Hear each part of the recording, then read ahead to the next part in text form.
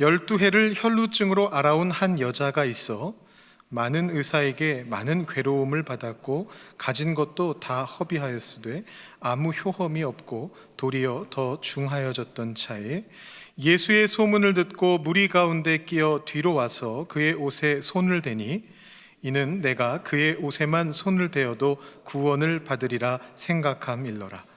이에 그의 혈루 근원이 곧 마름에 병이 나은 줄을 몸에 깨달으니라.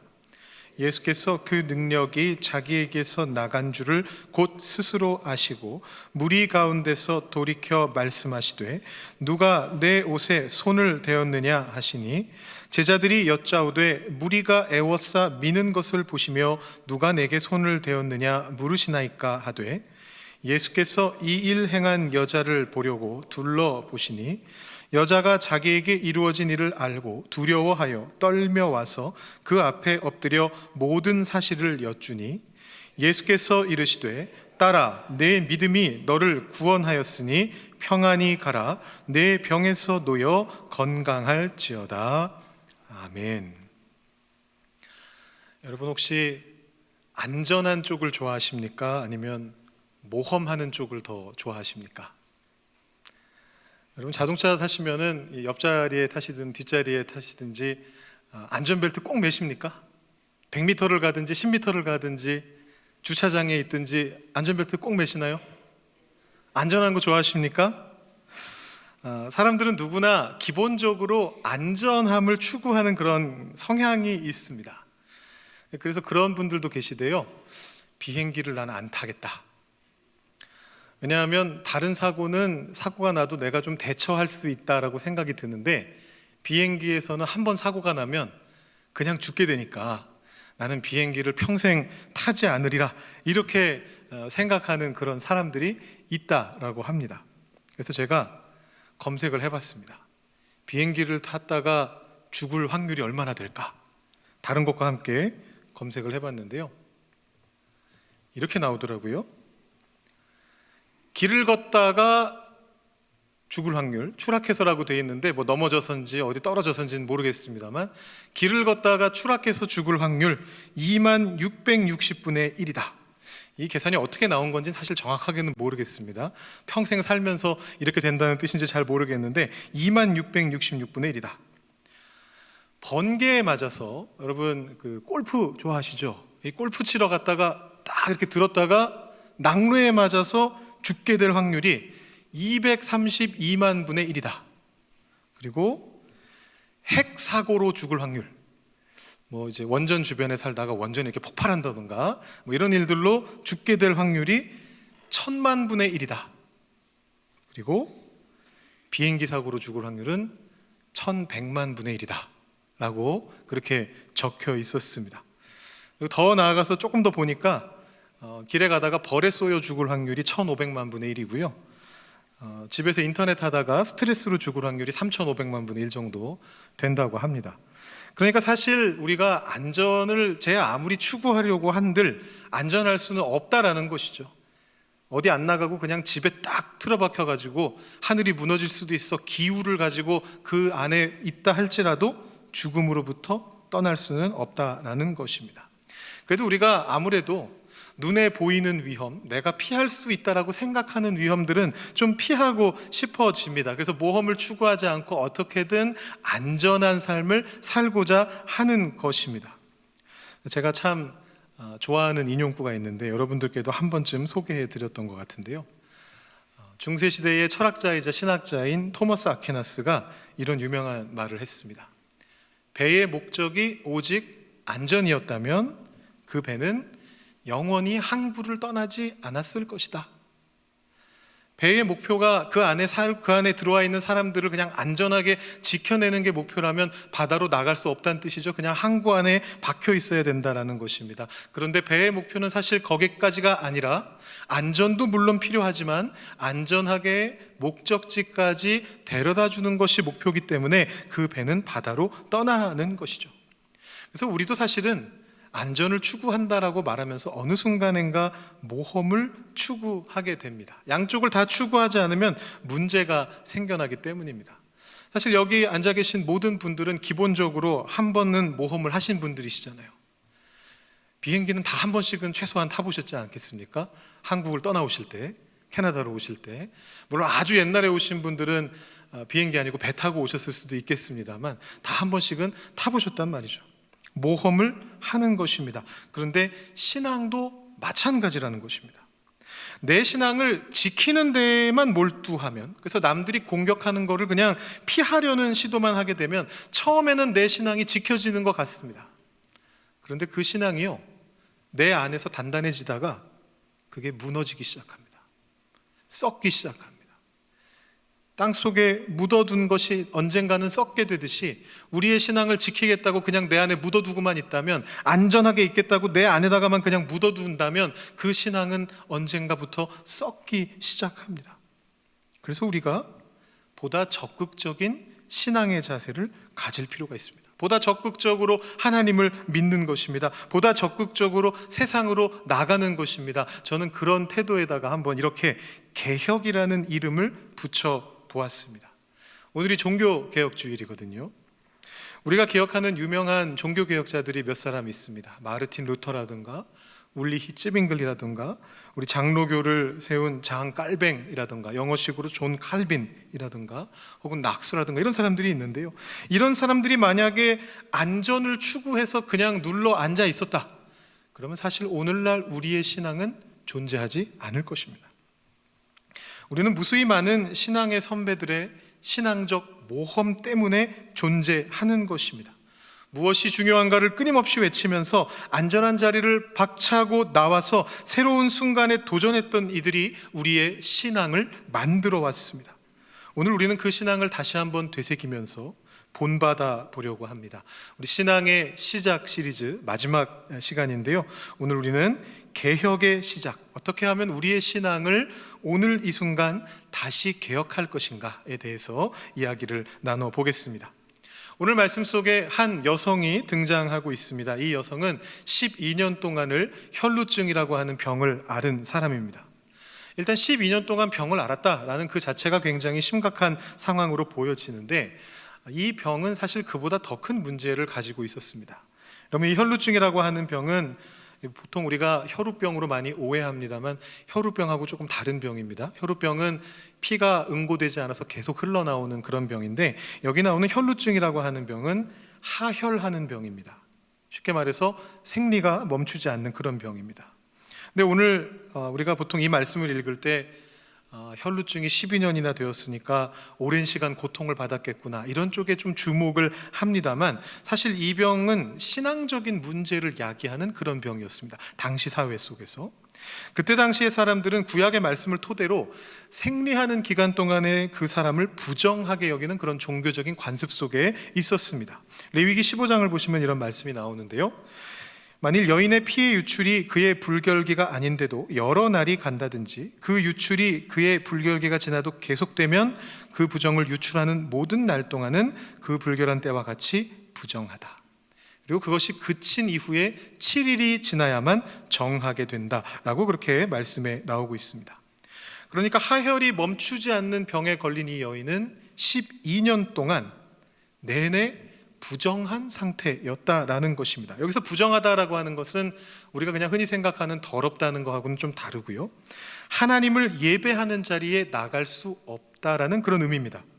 여러분들은 이렇게 쉽게 예배하러 나오시지만 이 당시의 사람들은 본래 하나님을 예배하는 자리가 워낙 거룩한 자리였기 때문에 그렇게 쉽게 나올 수가 없었습니다. 하나님이 거룩하다라고 인정해 주신 사람들만이 나올 수 있었는데, 그것은 율법을 잘 지키는 것을 통해서 이루어질 수 있었습니다. 그리고 부정한 사람들은 그 예배의 자리에 나올 수가 없었죠. 게다가 이 부정함이라고 하는 게 전염성이 있었습니다.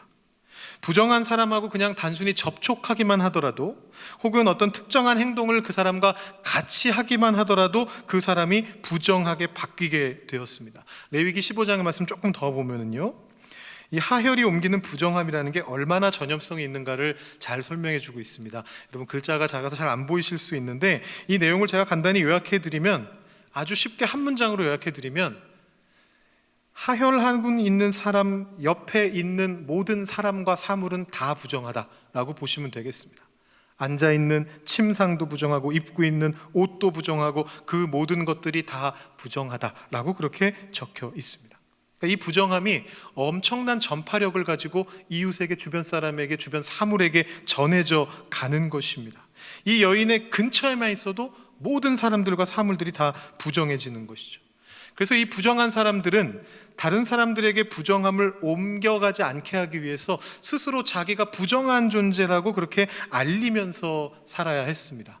우리도 좀 그런 일들을 겪을 때가 있는데요, 물론 이 정도의 상황은 아니지만 감기라든가 좀 전염되는 병 같은 거에 걸렸을 때 뭐 이렇게 얘기하지 않습니까? 찌개 같은 거 같이 안 먹게, 그릇에 따로 덜어줘, 숟가락 난 딴 거 쓸게, 뭐 이런 얘기 하듯이 이 당시의 사람들은 자기가 부정하다 느끼면 격리시키는 겁니다. 스스로를 격리시켜야 했습니다.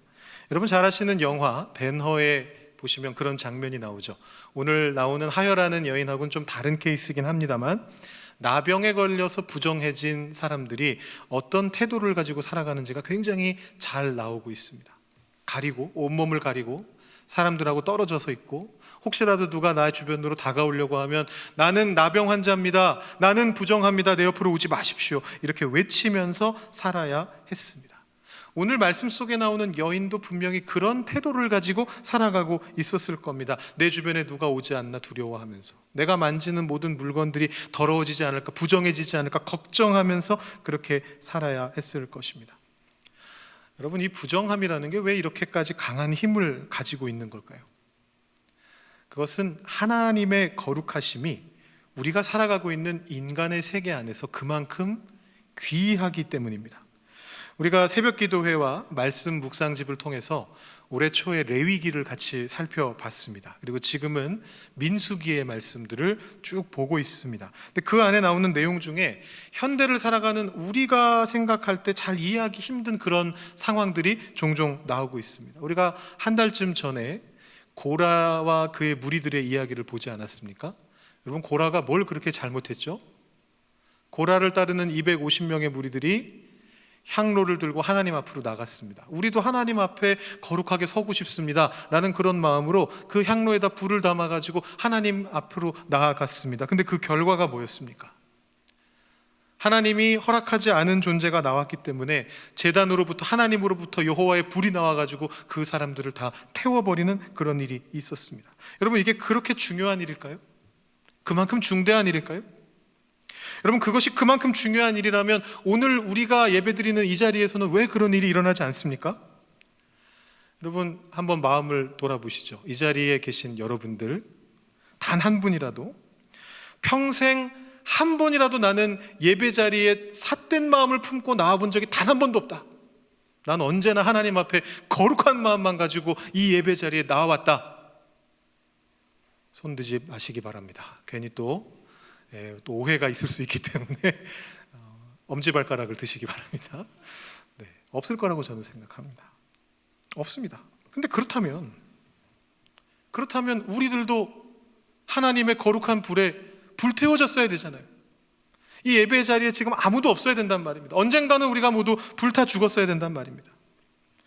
제가 몇 번인가 걸쳐서 말씀드렸던 것 같지만, 구약의 말씀들이 신약의 말씀들보다 낯설다고 해서, 더 현대와는 거리가 먼 것 같다라고 해서 그 말씀들이 가치가 없는 것이 아닙니다. 이 구약에 나타나는 하나님의 거룩하심이라는 개념이 우리들에게 알려주는 것은 뭐냐 하면, 하나님의 거룩하심은 인간이 감당하기 어려운 것이고 우리가 그것을 소중하게 지켜내야 된다라는 것을 보여주고 있습니다. 그 수많은 레위기의 율법들과 민수기의 사건들이 우리에게 알려주는 게 그겁니다. 하나님의 거룩하심은 그렇게 소중한 것이다. 거룩이 이토록 중요하다는 걸 알려주지 않는다면, 그 구약의 가르침이 없다면 우리는 거룩이 별것 아니라고 오해할 수가 있는 겁니다.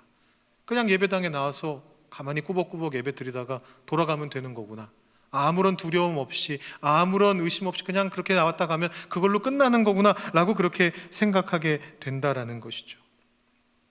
자, 근데 오늘 주제는 이것이 아닙니다. 여기서 출발해서 다음 단계로 나가야 됩니다. 이 거룩함의 소중함을 말씀드린 까닭은 오늘 본문 속에 나오는 이 여성의 이 모험이 얼마나 중대하고 쉽지 않은 모험이었는가를 알려드리기 위한 배경 설명이었습니다. 자, 이 배경 아래에서 이 여성이 살아온 삶을 다시 한번 돌아보시죠. 12년 동안 혈루증으로 고생했다. 거기에서 더 넘어가서 단순히 중병을 오래 앓은 정도가 아니라 종교적으로 부정한 존재로서, 당시 종교가 모든 사회의 삶을 이끌어가고 있던 그 시대에 종교적으로 부정한 존재로서 그 인생을 부정당하면서 12년을 살아온 여자입니다. 세상이 이렇게 얘기했을 겁니다. 또 그 당시에 종교가 이렇게 얘기했을 겁니다. 심지어는 하나님의 말씀인 구약의 말씀들이 이 여자에게 이렇게 얘기했을 겁니다. 너는 부정한 사람이다. 너는 함부로 아무 곳에나 가면 안 된다. 너는 사람들 많은 곳에 끼어서는 안 된다. 너는 그저 하나님의 자비만 바라면서 조용히 너희 집안에 파묻혀서 살아야 된다. 이 여자가 그 주문대로 12년을 살았습니다. 어떻게든 치료하려고 발버둥 쳐보면서 자기 재산을 다 탕진할 때까지 조심조심 살았습니다. 그런데 오늘 말씀 속에서 이 여자가 12년 만에 처음으로 이상한 행동을 한 겁니다. 집 밖으로 나왔습니다. 사람들이 많이 모인 곳으로 다가갔습니다. 심지어 그 사람들 사이를 비집고 들어갔습니다. 만약에 들켰다면 아마 돌에 맞아 죽었을 거예요. 사람들이 많은 사이를 비집고 들어갔습니다. 그리고 예수님의 옷자락에 손을 대었습니다. 평생토록 한 번도 해본 적이 없는 일을 했습니다. 그 순간에 병이 나았다라는 것입니다. 여러분, 무슨 일이 벌어진 것입니까? 오늘 이 치유의 상황은 굉장히 당황스러운 상황입니다. 전형적이지가 못합니다. 아주 이질적인 상황입니다. 여러분, 기억하시는 예수님의 치유의 사건들을 한번 떠올려 보십시오. 예수님의 치유의 사건에 전형적으로 어떤 일들이 일어납니까? 우선은 치료를 받고 싶은 사람이 예수님에게로 다가와서 자기를 알립니다. 예수님의 주의를 끌고 저를 좀 치료하여 주십시오라고 외칩니다. 그러고 나면 예수님이 뭘 하십니까? 신앙을 확인합니다. 너의 믿음이 어떠한가? 질문합니다. 그리고 나서 그 믿음이 확인되면 예수님이 말씀해 주십니다. 그래, 너의 그 믿음이 너를 살게 하였다. 너를 구원하였다. 이제 가라 라고 그렇게 말씀해 주십니다. 이것이 예수님께서 치유하셨던 기본적인 패턴입니다. 근데 오늘 말씀 속에서는 이 패턴이 완전히 깨져버리는 거예요. 오늘 말씀 속에서는 아주 생판 다른 일이 벌어지는데, 여인이 예수님께 다가갔습니다. 근데 이 사실을 알고 있는 사람이 아무도 없습니다. 심지어는 예수님도 모르고 계세요. 모든 것을 다 아시는 예수님이 모르실 수 있었을까요? 사실 이거는 조금 더 깊이 들어가야 되는 신학적인 얘기이기 때문에 제가 오늘 다 말씀드릴 수는 없는데, 아무튼 오늘 성경이 묘사하고 있는 바대로라면 예수님이 모르셨다라는 것입니다. 오늘 말씀 30절을 보시면 29절에서 이미 치유가 끝난 상황에서 30절에 이렇게 적혀 있습니다. 예수께서 그 능력이 자기에게서 나간 줄을 곧 스스로 아시고, 그 전까지는 모르셨다는 얘기예요. 자기의 몸에서 능력이 나갔다는 것을 그때 깨달으시고 돌아보셨다라고 기록이 돼 있습니다. 이거는 기가 막힌 상황입니다. 좋은 의미로든 나쁜 의미로든 기가 막힌 상황입니다. 다시 한번 제가 질문해 봅니다. 지금 무슨 일이 여기에서 벌어지고 있는 것입니까? 여러분, 예수님의 옷자락을 만지면 모든 병이 다 나을 수 있는 것입니까? 예수님의 옷자락을 만져서 병이 나은 이 여인의 이야기가 우리에게 알려주고자 하는 바가 무엇입니까? 오늘 말씀의 이해를 도와주는 성경의 구절이 있습니다. 사실은 바로 내일 우리가 새벽 기도를 통해서 보게 될 학개 2장에 나오는 말씀입니다. 제가 한번 수요 예배 때 이 말씀으로 설교 드린 적이 있는데요. 내일 사실 김요한 목사님께서 설교하셔야 되는 본문이어가지고 제가 어제 특별히 연락을 해가지고 인용하겠노라고 허락을 구했습니다. 제가 오늘 만약에 설교를 다 해버리면 내일 목사님 하실 게 없으니까 제가 특별히 연락까지 했었는데, 학개 2장에 보면 이런 말씀이 나옵니다. 하나님께서, 여호와께서 학개에게 제사장에게 가서 율법에 대해서 물어보라 라고 이야기하십니다.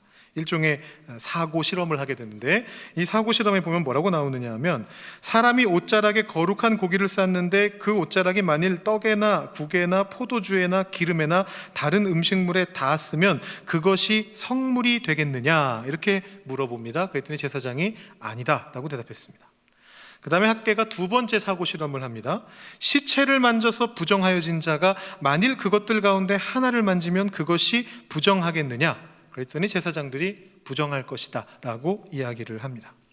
자, 이 말씀이 앞서 제가 설명드렸던 하나님의 거룩하심을 지키는 게 얼마나 어려운가를 보여주는 내용이고, 부정함은 반대로 얼마나 잘 전염되는가를 보여주는 내용입니다. 근데 여러분들 이렇게 글로 보시면 무슨 얘기인지 잘 모르실 것 같아서 제가 그래픽으로 한번 준비해 봤습니다. 되게 깔끔하게 정리가 되시나요? 위에 줄이 거룩이 전염되는 경로입니다. 거룩한 고기가 있었습니다. 빨간색 고기입니다. 이 고기를 옷자락으로 쌌습니다. 이 옷자락까지 거룩해졌습니다. 그런데 그 옷자락이 닿은 다른 사물들은 여전히 부정합니다. 반대로 아랫줄을 보시면 검은색이 시체입니다. 부정한 시체가 있는데 그 시체를 만진 사람의 경우에는 부정해집니다. 그리고 그 사람이 다른 물건, 음식 이런 것들을 만지면 그것도 부정해집니다. 그러니까 이 도식대로라면 거룩함은 한 번밖에 전염이 안 되는데 부정함은 2번 전염이 되는 거예요. 이 세 단계가 이 안에 보여지고 있습니다. 그런데 신기하게도 오늘 우리가 읽었던 말씀에도 이 세 단계가 나타나고 있습니다. 심지어는 옷자락이라는 단어가 나옵니다. 성경에 옷자락이라는 단어가 그렇게 자주 안 나오는데 여기 마가복음에도 나오고 오늘 학계 말씀에도 나옵니다. 이렇게 한번 표현해 볼 수 있을 것 같습니다. 거룩하신 존재인 예수님이 있습니다. 거룩한 보혈의 피로 예수님 제가 빨갛게 표시했습니다. 거룩한 예수님이 계십니다. 그리고 반대편에 혈루증이 있습니다. 부정하게 만드는 근원입니다. 그 가운데에 여인과 옷자락이 있습니다. 여러분 어떻게 되어야 됩니까? 위에서 보신 도식대로라면 예수님이 옷자락까지만 거룩하게 만드실 수 있죠. 반대로 이 여인은 예수님을 부정하게 만들 수 있습니다. 그런데 여기에서 벌어진 일은 정반대의 일이 벌어졌다라는 것입니다. 예수님의 거룩하심이 얼마나 강력한지 옷자락을 뚫고 넘어가가지고 이 여인에게까지 넘어와서 그 여인을 부정하게 만들고 있는 혈루 근원을 말려버리셨다라는 것입니다. 심지어 예수님이 그것을 의식하시지도 못하고 있는 가운데에 이 일이 벌어졌다라는 것입니다. 엄청난 거룩하심이죠. 이 여인이 분명히 지금 모험을 한 것입니다. 너는 부정하다. 너는 가만히 있어야 된다. 너는 자비만 구하면서 살아야 된다라고 말하고 있었던 세상의 목소리, 그때 당시의 종교의 목소리, 기존 신앙의 목소리를 듣지 않고 내가 저분의 옷에만 손을 대어도 나는 구원을 받을 수 있을 거야 라는 개혁의 목소리를 들었습니다. 그리고 병이 나았습니다. 여러분 사실 살펴보시면 이 여자의 행동 자체는 그렇게 믿음의 행동으로 보이지는 않습니다. 예수님의 옷을 만지면 병이 낫습니까? 라고 제가 아까 여쭤봤었는데 예수님의 옷을 만져서 내가 구원을 얻으리라, 이것이 올바른 믿음일까요? 그런데 예수님이 그 믿음을 인정해 주시는 겁니다. 그 시도를 인정해 주시는, 정확히 말하면 그 믿음 자체를 인정해 주시는 게 아니라 그 믿음의 행동을 한 그 자체를 인정해 주신 거예요.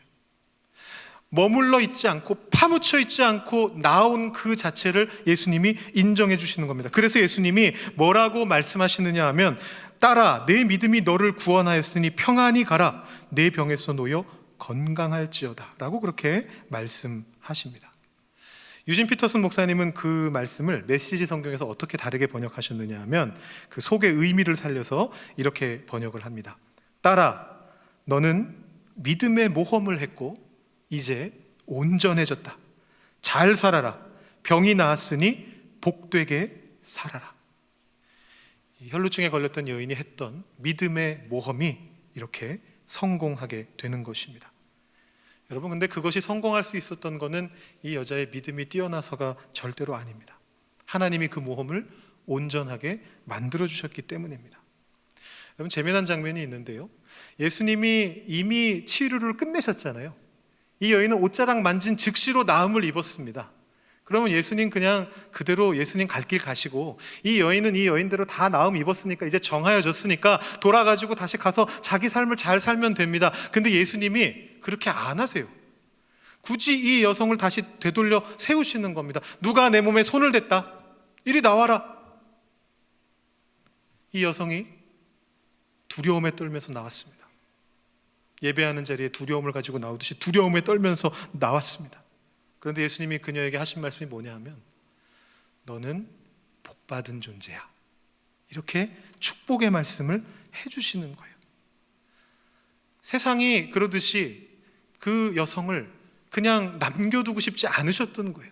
내가 너를 안다. 내가 너와 관계를 맺을 것이다. 너는 나를 믿는 자가 될 것이다. 너의 믿음을 내가 온전하게 만들어 줄 것이다. 그 말씀을 하시고 싶으셔서 일부러 이 여성을 찾으신 것입니다.